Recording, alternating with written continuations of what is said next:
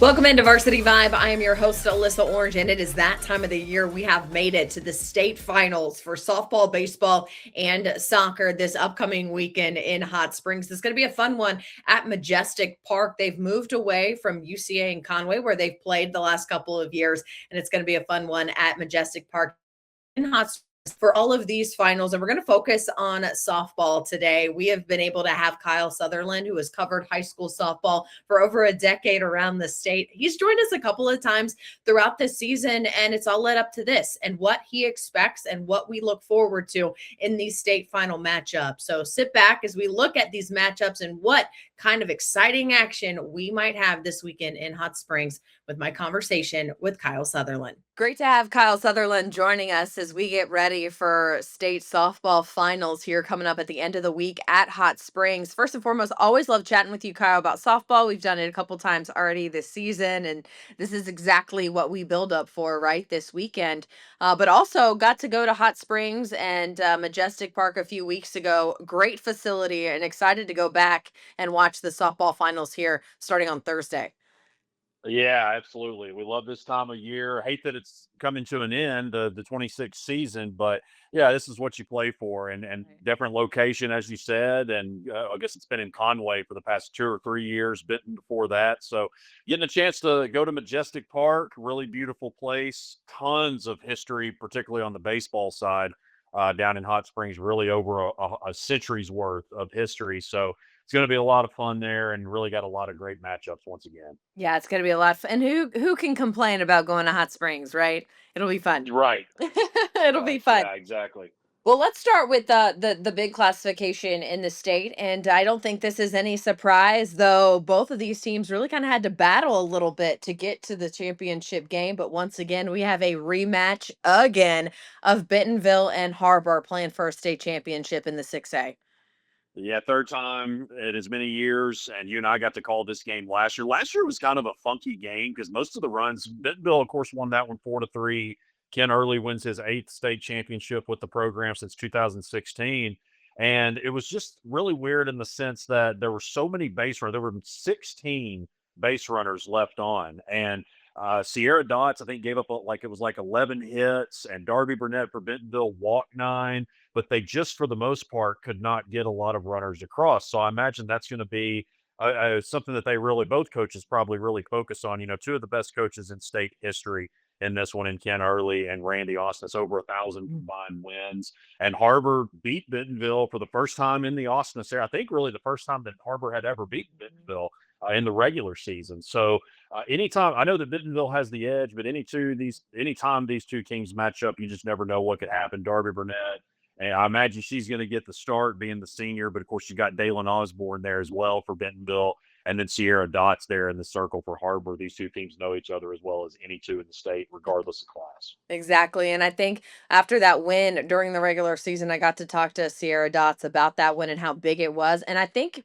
maybe 2011, 2013 might have been the last time Harbor beat Bentonville in softball during the Okay, regular yeah. season. I think if my memory serves me well. But if you are the Wildcats, right? And you're back in this situation as you talked about for the third straight time, what do they need to do to win that trophy when it's all said and done this year? Well, I think the biggest thing is you got to really get locate your pitch as well, because obviously for both of these, because and obviously you have to locate your pitch as well regardless of who you're playing. But again, just because Ken Early knows this team in and out, and Randy Austin knows Bentonville in and out, and so it's really just about being as sharp as you can. Obviously, these are two of the sharper teams in the state, considering that they're playing for a state championship for the third time in a row. But for Bentonville, you certainly can't give up as many free passes as you. And last year was last year, but that's the biggest thing to me as far as on Bentonville's side. But really, just get the hits when you can, and for sure get the base runners across when you can. Again, there were 16 combined left on last year. I think it was 6 for Harbor and 10 for Bentonville, but Bentonville was still able to get the timely hits and ultimately the win. So Yeah. really, just once you get base runners on, get them across. That's the big thing. Yeah, exactly. It's going to be a fun one. That game on Saturday night to end it all. A big, nice exclamation point, as we've said the last couple of years for the softball final game. There's the 5A, Benton and Farmington. How about the Cardinals having themselves a year and they make it here to the state finals? Yeah, so Farmington was actually my sleeper coming into the year Yeah. because I knew that they had a really good after that 2024 class that won the 4A that helped them win the 4A state championship. I think it was 8 or 9 that graduated. They had a lot of freshmen. They played a lot of freshmen and sophomores this year, but I knew some of those kids that they had coming in, particularly Hadley Hayes and Reed Shiree. And so I knew that they had a chance after competing really hard as youngsters in the state tournament last year. And then I looked at their lineup. I looked at their side of the bracket, and I'm like, man, if they can get past Greenbrier, if they do play Greenbrier in the quarterfinal round, I think that they match up pretty well against the, Sylvan Hills, Searcy, all those other teams on their side. So this was not incredibly shocking once they got the Greenbrier win, especially in comeback fashion. So, they're up against obviously Goliath right now to an extent, just because they've won 4 of the last 5 state championships in 5A. They're the back-to-back defending star. I'm sorry, the defending state champion. And Sheridan, of course, won it in 25 or 24. But yeah, I mean, I think that really when you look at these two, they're both number 1 seeds out of their conference. Benton, a little bit more experienced. I think when you look at Rexy Crane in the circle, and then right behind and Peyton Stewart, that's one of the best batteries, regardless of classification there. And I mean, Benton is as loaded and as experienced at just about every position that you could think of. But just because Farmington is really young, that was the biggest Mhm. thing. Could their youth push Mhm. them to the state championship game? We knew they would compete. They've proven that they can do that, and they might not be as experienced as Benton, but Mhm. obviously have loads of talent there and will for years to come. Yeah. Now, quickly, since we're on the 5A, obviously Sheridan not in the finals again. But for Sheridan, they had to kind of battle a little bit. And it was a little bit of a surprise, that comeback win that they had, that I think shocked everyone over Valonia. I mean, they had quite themselves a state tournament. Oh, absolutely. Well, Benton and Sheridan have been the standard for the past 10 years. You look at the past 9 state champions have been one of those 2 schools. And so Sheridan under Scott Hoffman, they've never finished worse than the quarterfinal round. This is his, year 4, I believe. So they've had a lot of, they've continued their sustained success that they had before COVID under him. So yeah, it wasn't shocking. I wasn't shocked at all. I mean, that's another number 1 seed out of their conference. So I wasn't shocked at all to see them come out on top and some of those close games. I know that they had some things they'd like to have back against Benton. But yeah, another really, really great run by the Lady Yellow Jackets. All right, let's over to 4A, Warren and Monticello, another matchup that I think we're excited to see. Yeah, this is one that, let's be realistic. Maybe outside of South Arkansas, nobody predicted this. And Right. it's not that nobody predicted them to make deep runs. I had talked about them a little bit all season of how Monticello had a lot of returning starters. Warren had some returning starters from a young team last year. So that South region, or particularly the 4A8 conference, was going to be really interesting. But right now, Monticello has the edge. Monticello's beaten Warren 3 times, 2 of those pretty handily, and then they had the 12-11 matchup there in the regular season that was a slugfest. But I'll tell you, Alyssa, this is really great to see in 4A because you're seeing a lot of parity. You got Brookland up there in the northeast corner. Really, the last few years, it's been that 4A1 with the P Ridges, the Gentrys that's kind of ran this class for the most part. But you didn't even have a 4A1 team in the semifinal round. That was extremely shocking for me. But Yeah. really, really great for South Arkansas and softball down in that area of the state for these 2 teams to be playing for it all. Yeah, absolutely. I mean, obviously being up here in that northwest corner, used to talking about, like you mentioned, the P Ridges, the Gentry, even Mountain Home having a good year as well. But Yeah. Warren and Monticello gonna have some fun. And again, it just shows to the growth of the sport, which I know we both really love. So that 4A game is gonna be a lot of fun. Over in the 3A, Harding Academy and DeWitt, what do you like about this matchup? Well, Harding Academy, after they lost in pretty convincing fashion in the state championship to Mayflower last year, I had a feeling that even though Mayflower was bringing back a good bit, Harding Academy was probably going to be the favorite coming in, and I feel like they have played like the top team in 3A as a collective season at least, and really just pretty much tore through their side of the bracket. I mean, they had 2 shutout victories in their 3 state tournament wins, and then you look at the other side at DeWitt. And last year was kind of the year that we thought that DeWitt would have won it all. They lost a couple of key pieces from last year's team, but then you have somebody like Harley Grammer that has just gone off. I mean, I would say if there's a player of the year in 3A, Harley Grammer is certainly a finalist for it. I think that's safe to say. But they win their region for the third year in a row. Then they make it through their bracket, their side of the bracket. Really gutsy win over Baptist Prep. Then they took down Smackover in pretty convincing fashion. So you got a big, even though these are two number one seeds, it's definitely, I would say, Harding favored in this one just because of what we've seen from them all season. But DeWitt, they have really turned it on here in the back half. What are you most excited about in that matchup, just overall? I think when you look at Ace Ellis, the UT Martin signee in the circle for Harding Academy, up against Harley Grammer, that might be the best hitter in 3A, might be the best hitter in the lower classifications, 1A through 3A. She set the program record for home runs in a career. I think she's at like 28 now, but the record was 25. The new one she set. And so I think that matchup right there is going to have a lot of eyes on it. But really, just the overall skill. The Harding Academy's got a lot of like freshman, sophomore talent on this team, and of course, DeWitt has a little bit of a mix as well. But I think just the matchup right there, when you see Harley Grammer in the batter's box against Ace Ellis, Mhm. that's going to be a premier matchup to watch. I love that. I love that. All right, let's go to 2A, Tuckerman and Woodlawn. How about that in the 2A? Yeah. Yeah, three of last year's semifinalists made it back, and Tuckerman and Woodlawn each came up a game short of the state championship game. Tuckerman won back-to-back 2A state championships under Matt Dillon, who is now at Brookland in 2021 and 22. And then you've got Woodlawn that I'm not going to say, Alyssa, that we didn't expect them to be here because we knew that they had talent coming back, but you would have thought they would have probably made a state championship when they had Lily Faye McWhorter. Now, of course, pitching for the Razorbacks, and an incredible job by Matt Hewitt to again lose one of the top players in the entire state, but to really keep this team together that is still really talented. And make this run to the state final. I can't remember. I don't know if this is their first. I haven't looked at that for 2A yet. If this is their first trip ever. But then against the Tuckerman team that, again, a couple of years ago was 2 years in a row at the top of 2A. They've been really young over the past couple of years, but now we're seeing that come to fruition and all that experience and talent come together. So this one should be really one of the better matchups of the weekend. It's gonna be fun, but hey, I this is no surprise, right? We finally made it to the 1A, which is gonna kick things off on Thursday. And once again, it's can someone beat Taylor? And Scranton gets the opportunity to knock down Goliath in the 1A as they face Taylor in the first game of the day.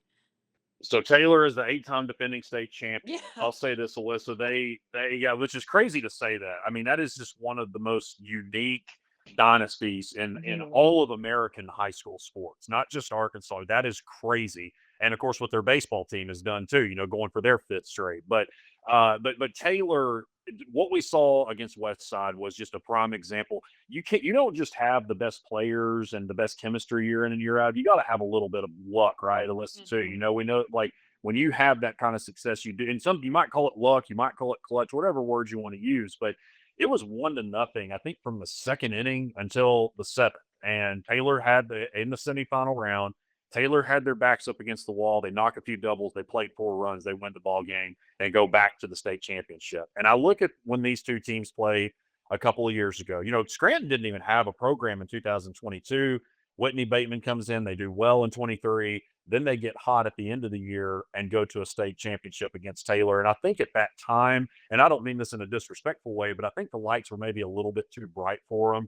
They had just really, a lot of youngsters had experienced that taste of success just around regional time. Mhm. And you're against Taylor that had been on the brightest stage, the stage with the brightest lights multiple times. So a lot of those kids are back. They were freshmen and sophomores at that time. So a lot of them remember that. They remember how the semifinal game went. I think it was either the semi or quarterfinal game last year against Taylor.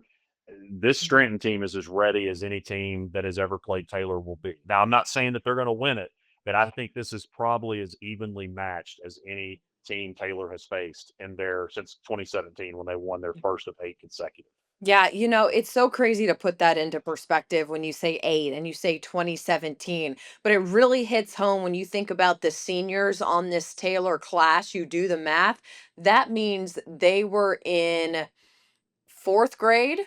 4th Yeah, grade. they were like 10. Yeah, Yeah, 10 years they were to they were about 9, 10 years old. 4th graders having to carry that kind of weight on their shoulders playing Yeah. softball. I mean, that's what's crazy. 8th grade. 4th Right. grade. Well, and I'll give you 8 years another ago. one too.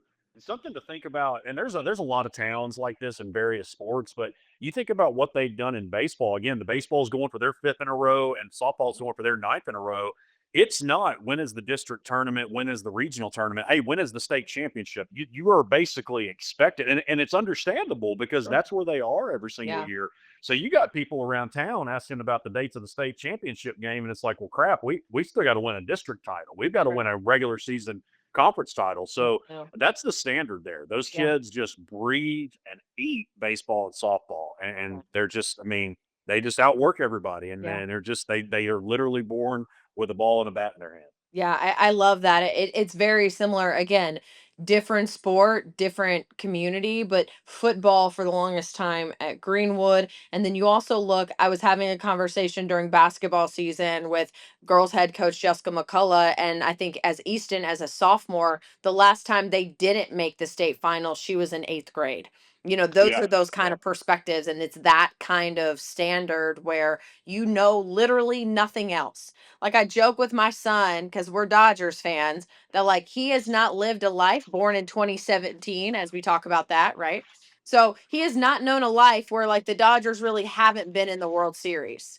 So right, like, exactly. Yeah, it's he's crazy. spoiled. He's spoiled for sure. He's so spoiled. He doesn't understand. But that's the whole point is these kids don't know a life where that softball program hasn't won a state championship. So no pressure to Scranton, but that's just what you get in the 1A when Taylor is on the other dugout.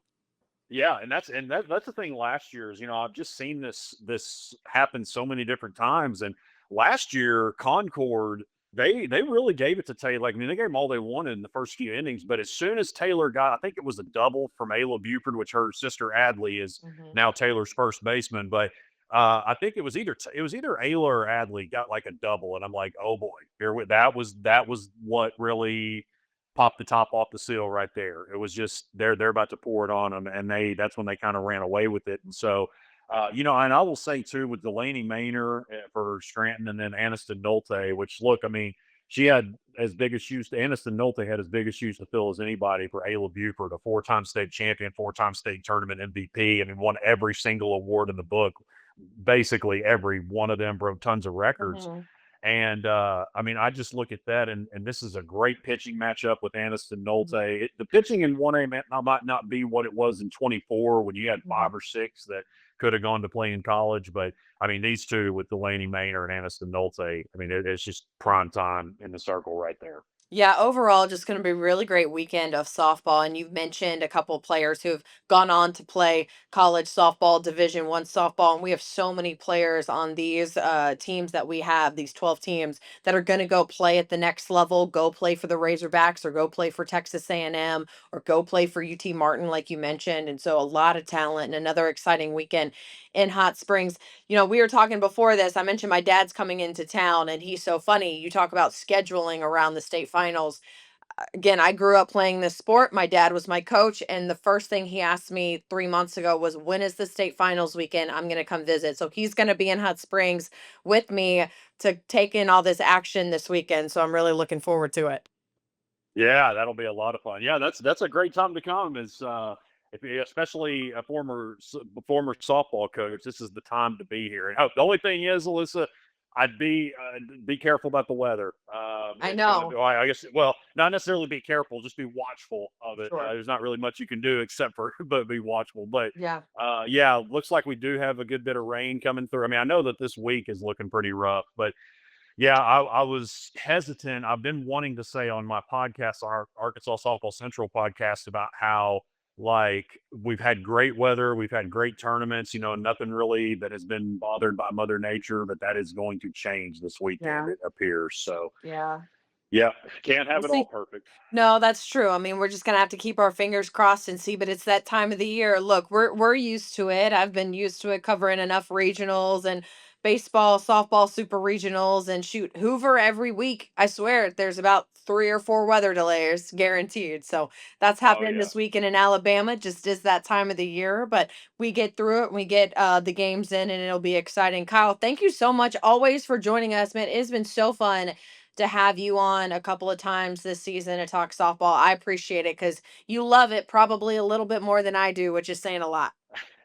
Oh no, I appreciate it. Anytime I can promote these kids or just help grow the game, I'm always willing. So I really appreciate you having me on. It's always a good time. A big shout out to Kyle. So knowledgeable, so great to have on this show. And he's brought a lot over softball season. So we thank him for his time and always giving us the best of the best when it comes to softball knowledge around the state. Just want to break down some of those game times for you. Again, it's going to start on Thursday, the 2A game between Tuckerman and Woodland. That is Thursday at 1, and then the 3A softball game between Harding Academy and DeWitt. That's 7 o'clock on Thursday. At 10 a.m. on Friday will be the 4A game between Warren and Monticello. Then at 4 o'clock, it's the 6A game, the one we talked about, the rematch between, or rematch, really, because these have been 3 times in the state final the last 3 years in Bentonville and Harper. Then on Saturday, it's going to be a 1 o'clock game between Taylor and Scranton, and then a 7 o'clock game between Benton and Farmington. So it should be a fun one down there at Majestic Park at Hot Springs. We're going to talk baseball coming up later on in the week. But again, thank you so much for joining us. Make sure to follow us on our social media platforms. That is Instagram, X, TikTok, and Facebook, as well as the newsletter at varsityvibearkansas.com to your inbox twice a week. And make sure to subscribe to our YouTube channel and wherever you get your cast. I'm your host, Alyssa Orange. Thank you once again for joining us, and I'll see you next time.